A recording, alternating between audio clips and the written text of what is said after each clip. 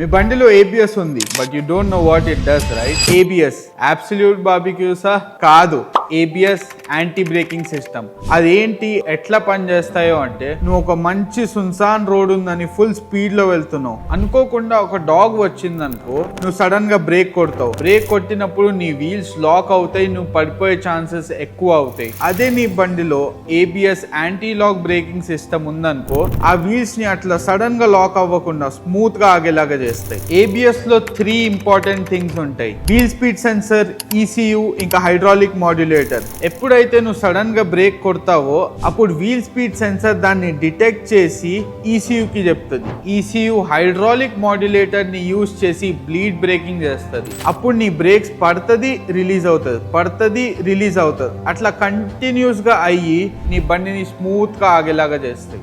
Gain knowledge, avoid misconceptions. Follow us if you think it's useful.